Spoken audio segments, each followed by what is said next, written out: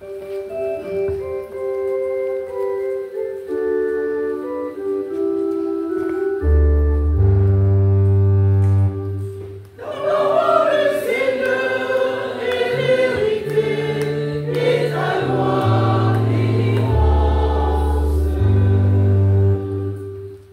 Seigneur soit avec vous.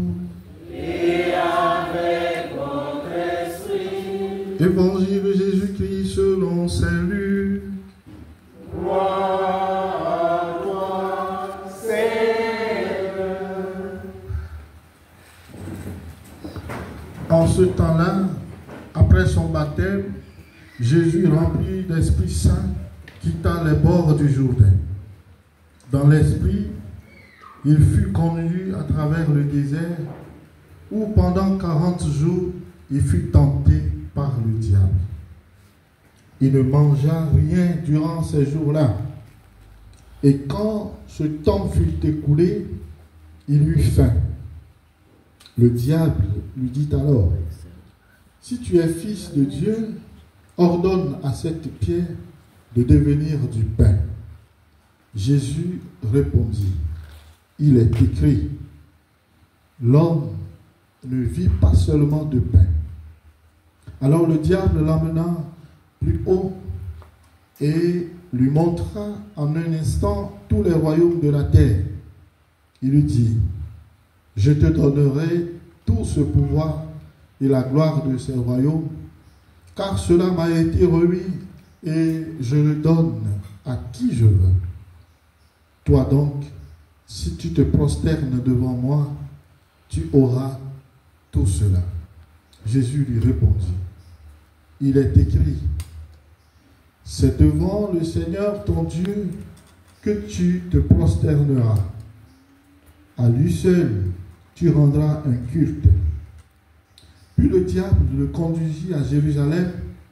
Il le plaça au sommet du temple et lui dit, « Si tu es fils de Dieu, d'ici jette-toi en bas, car il est écrit, il donnera pour toi à ses anges l'ordre de te garder, et encore, ils te porteront sur leurs mains, de peur que ton pied ne heurte une pierre. » Jésus lui fit cette réponse.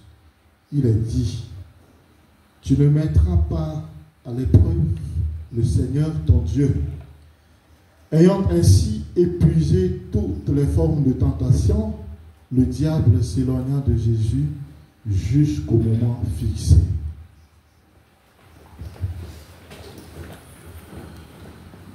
Acclamons la parole de Dieu.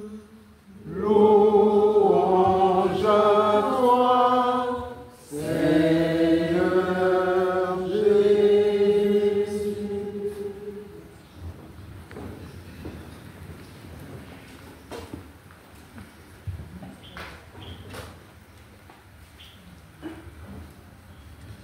Amour. Charité avec Marie. Amour. Charité avec Marie.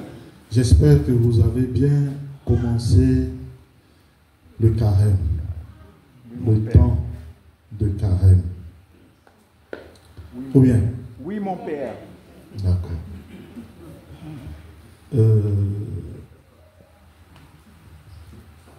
Souvent,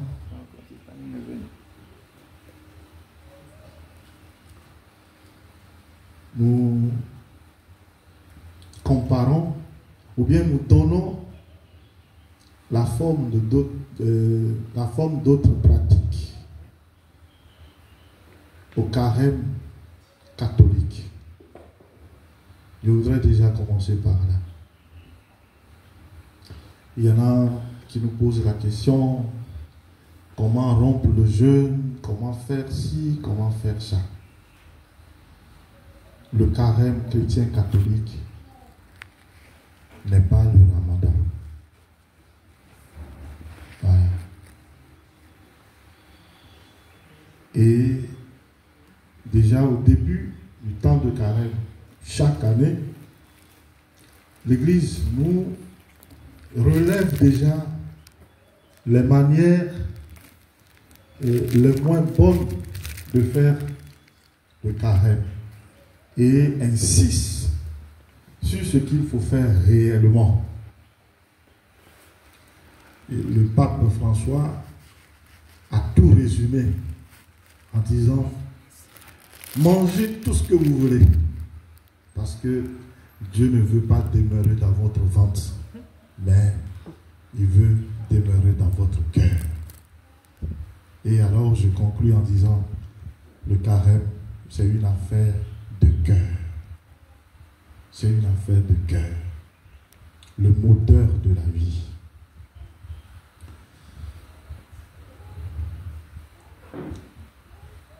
Dans l'esprit, Jésus fut conduit à travers le désert où pendant 40 jours, il fut tenté par le diable.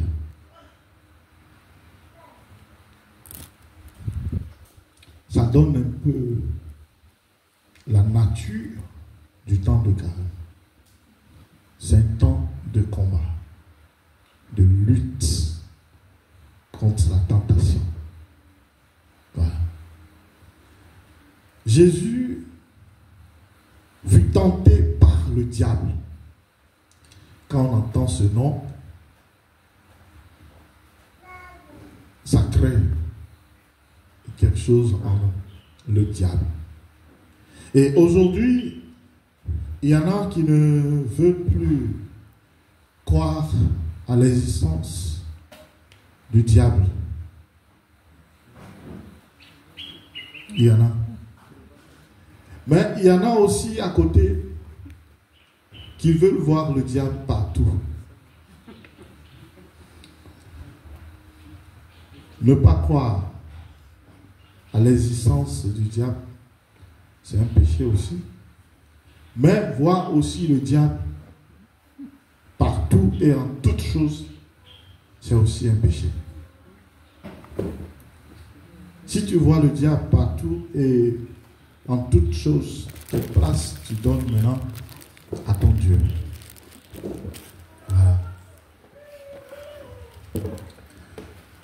Mais est-il que l'Évangile nous dit quand même que le diable existe?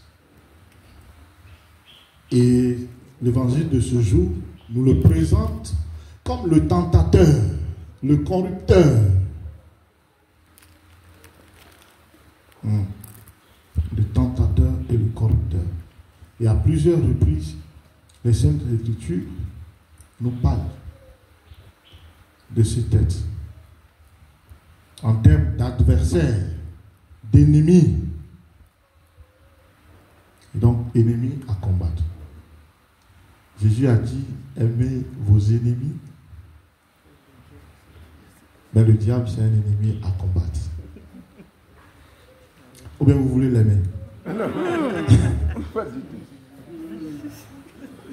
C'est un ennemi à combattre.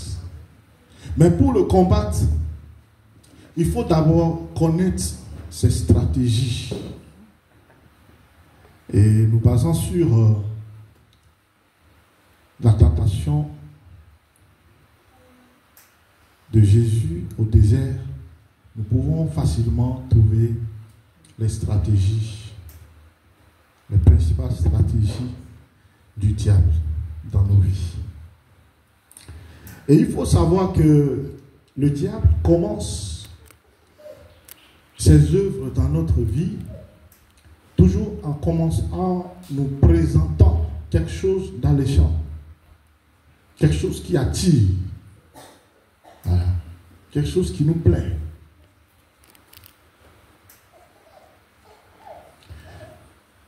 Vous voyez, il a commencé par flatter Jésus. Tu es fils de Dieu. Juste pour lui dire qu'il est fort. Ceux qui aiment la flatterie,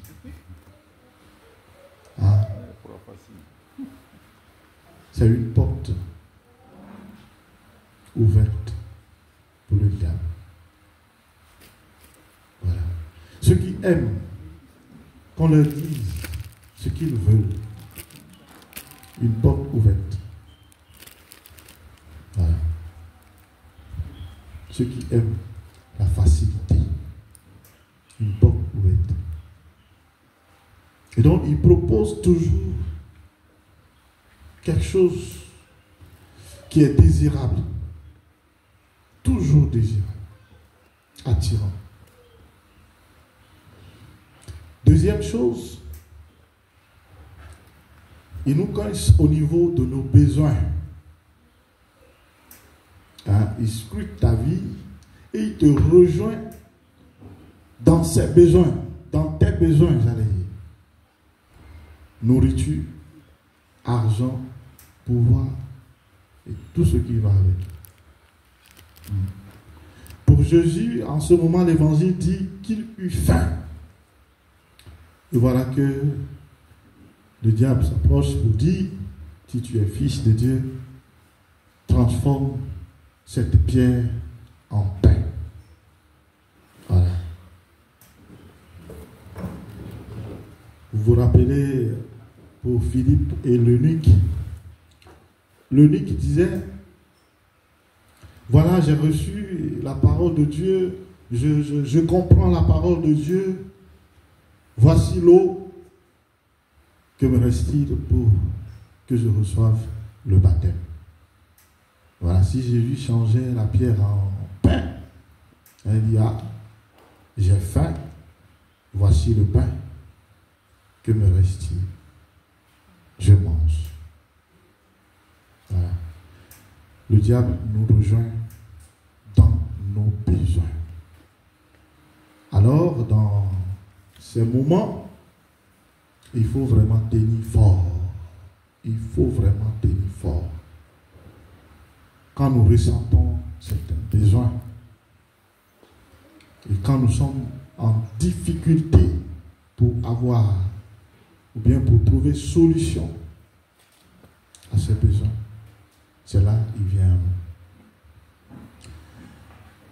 Troisième chose, dans sa stratégie, le diable arrive à convaincre l'homme pour lui dire qu'à un moment de sa vie, il peut se passer de Dieu pour avoir certaines choses. Et ça, c'est le point culminant. Le diable redoute l'homme, ce que les êtres humains ne savent pas. Et quel homme? L'homme uni à Dieu. Et il sait bien que quand l'homme est uni à Dieu, il est plus fort. D'où sa jalousie. Alors, pour déstabiliser l'homme, il lui montre qu'il peut arriver à certaines choses sans Dieu. Et alors tu deviens fade, lâche dans la prière. Tu ne ressens plus rien. Tu crois qu'avec tes forces, tu peux avoir facilement certaines choses. Voilà. Et tu tombes dans l'orgueil. En connaissant ces stratégies, nous devons aussi avoir des astuces pour y échapper. Et ces astuces aussi, nous le trouvons dans ce récit de tentation de Jésus.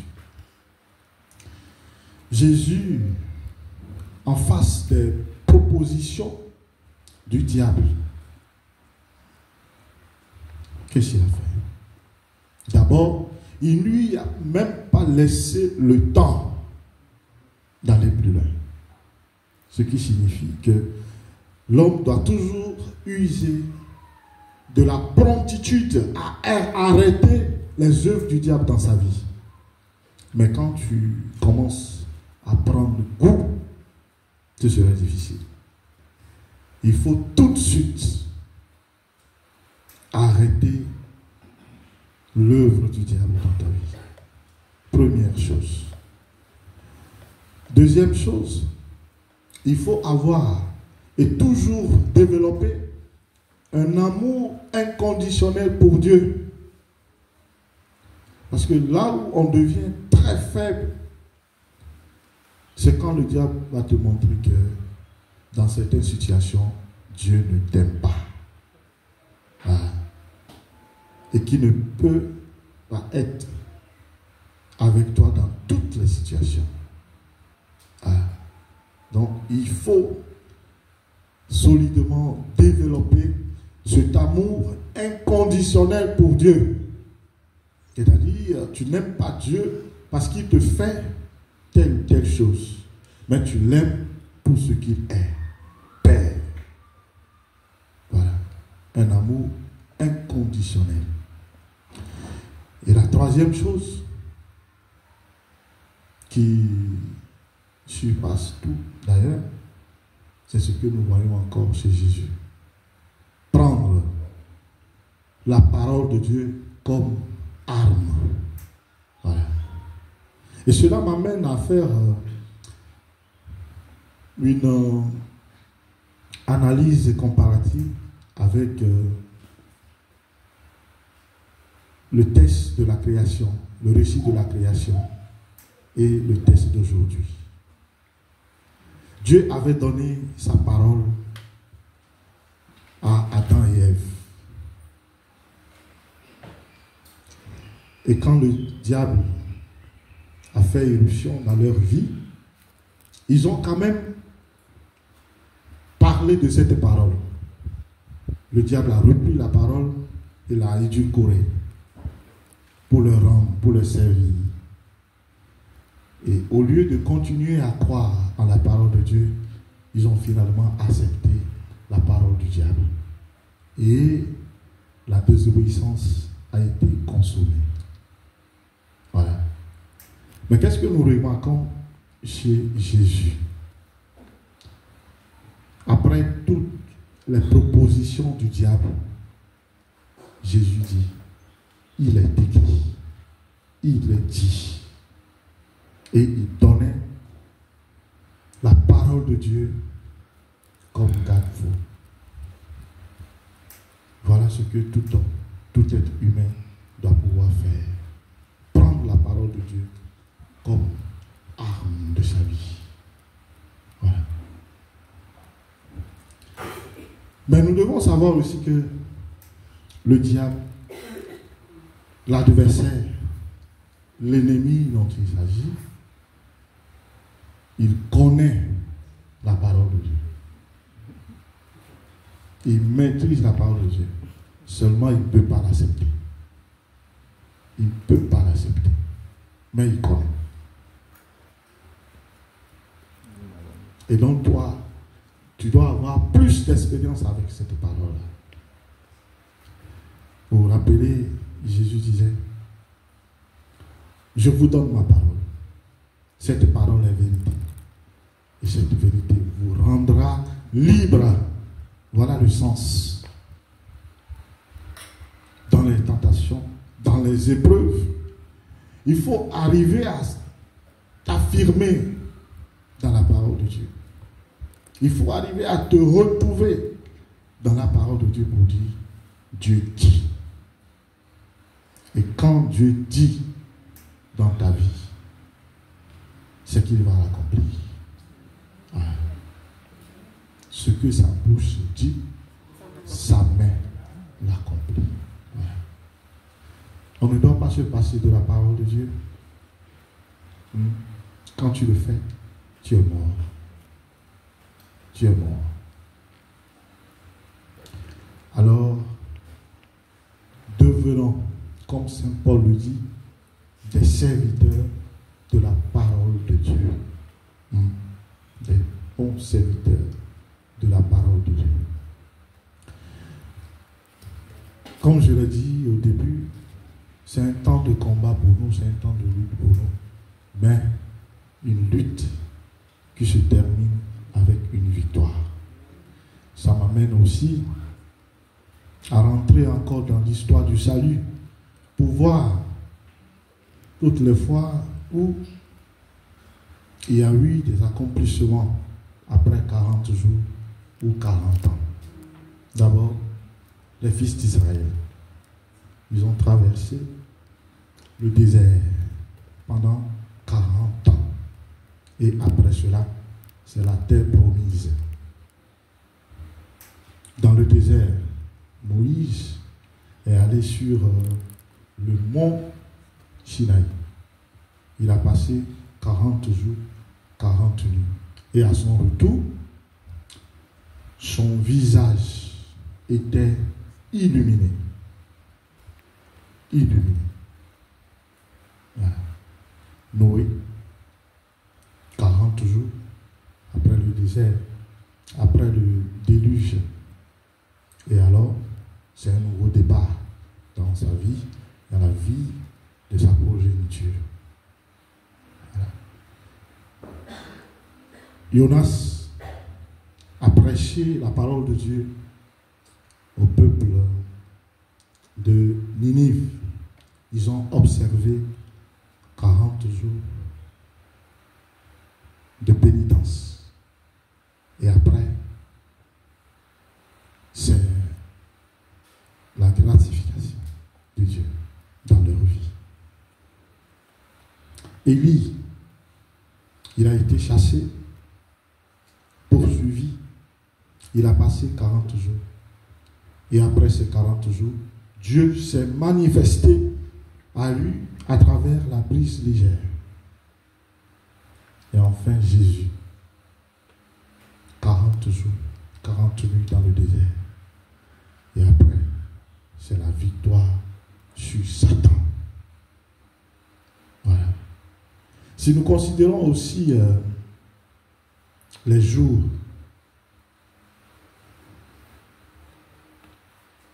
qu'on porte une grossesse, ça fait 40 semaines. Alors, ce qui veut dire que le temps de carême, c'est un temps de gestation qui nous conduit à un accouchement heureux, qui nous donne plein de grâce. Mais il faut savoir le vivre. Il faut savoir vivre ce temps. Il faut savoir vivre ce temps dans la pureté. Et je le dis, la pureté paye toujours pour les enfants de Dieu. L'effort pour atteindre une vie de sanctification paye toujours dans la vie des enfants de Dieu. Nous l'avons dit tout à l'heure dans le psaume responsorial, que Dieu soit avec nous dans nos épreuves. C'est-à-dire que le Seigneur est notre force dans les épreuves. Que l'Eucharistie de ce jour nous confère cette force pour que nous devenions aussi victorieux après ce combat. Amen. Amen.